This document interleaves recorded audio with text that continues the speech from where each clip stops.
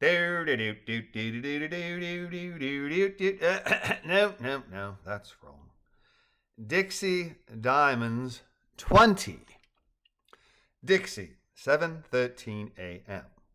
Lizzie, rising from the table and collecting her and Edward's dishes, said aloud to Jerald, "So you've known Mr. Squirrely here as long as you can remember, and you met Balloony on Anzac Day of this year." "Anzac Day?" Jerald replied aloud as Balloony transmitted his words from kitty dog to thoughts via the universal language of telepathy. "Oh, yes, 25th of April. That's true. I hadn't thought of that."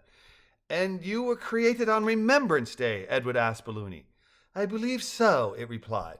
"I don't remember anything before the 11th of November, 1998, so I have to assume that's when Brency succeeded in creating me using the information he stole from Dr. Rosier. I managed to escape the night of January 26th the following year. Dr. Rosier, a truly magnificent genius who discovered and honed the technique of creating beings like me, was paying a farewell visit to Brency before returning to his home university in Metz, France, when something terrible happened. I don't know what led to the horrific occurrence, but there was terrible shouting and then silence. Until I heard that shouting, I wasn't even aware that Rosier was close by. That was the night I discovered I could look through someone else's senses without being in telepathic union.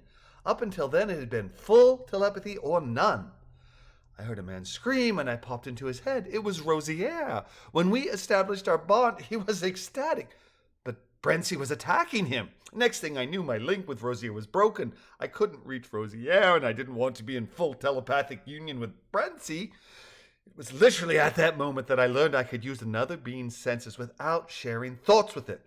I found myself seeing, hearing, feeling, and smelling what Brency was experiencing and doing. And what he was doing was pulling Rosier out the door by the man's heels. Brency left, leaving the house empty. It was that night, the night of the 26th, that I managed to escape while Brency was out disposing of Dr. Rosier. It was 3 months later that I met Jerald. "And this Star Trek Vulcan mind meld thing that you do," Edward asked, "you weren't able to contact your Dr. Rosier using it? Could that be because he's too far away?" "Other than that fleeting moment on the night of January 26th, I've never made contact with him. It wasn't until the night he came to Brency's home that it occurred to me to try. I'd only communicated with Brency face to face, so to speak. I've not been able to contact Rosier, but I don't think distance is the reason," Balloony replied. "It's a bit over 16,000 kilometers to Metz, and while I've never telepathed with anyone that far away, I also couldn't speak to him that very night, the next day, nor the following days before his scheduled flight." Balloony produced the equivalent of a mental sigh, then added, "I wish I'd contacted the police immediately, but I have limits just like everyone else. I was panicked, and my body went into flee or flight, and I fled. I sincerely wish I'd contacted the police. It wouldn't have brought Rosie back from the dead, but it may have brought Brency to justice, and it would have kept him off my trail." As Balloony finished its story, a large grumble came from within Cheeky. "Oh, goodness," Jerald said with a laugh. "Was that you, Cheeky Pie?" "Sorry," Cheeky replied, the inflection of his thoughts confirming his embarrassment. "I haven't eaten yet, and there's a grumbling in my tummy. Apologies." "Oh, my," Lizzie exclaimed. No. Don't you apologize. I'm the one at fault.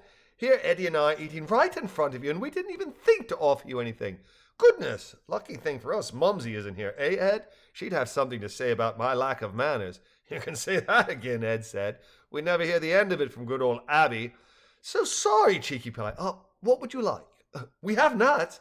"Oh, that's so cliched," Lizzie said under her breath.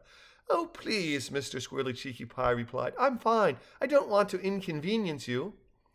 "Nonsense, young man," Lizzie exclaimed. "You're a guest in our home, and a friend of our lovely Jerald. It will be a pleasure to feed you. Now, with which would you like to begin? Walnuts, pecans, or peanuts?"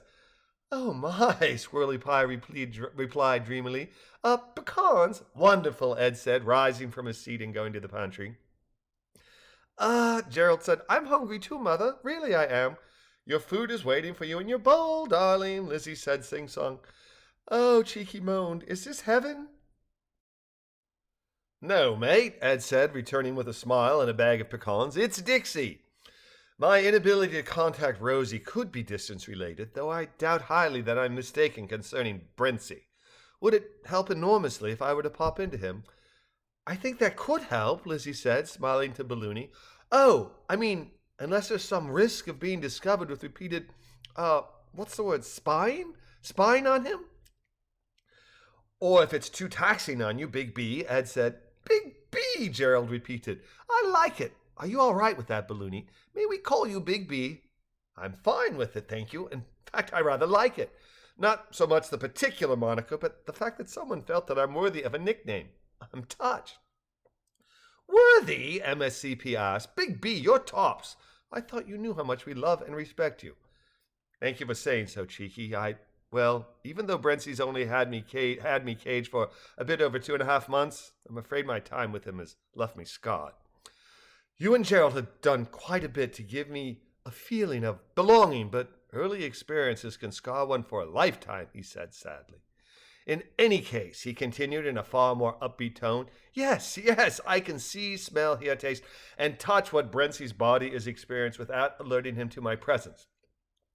I'll pop into him, see where he is, and then we can compare that to where he was. If he's still heading this way, I'd consider that very strong evidence that he's coming for me. And if he is, then the most sensible thing would be for me to fly. What? Jerald said. No. You're a wonderful asset. Besides, if you leave us, he might win. And what if he is after the diamonds? Oh my, you are a dear, aren't you? Remember, though, I know when you're being a bit, elusive.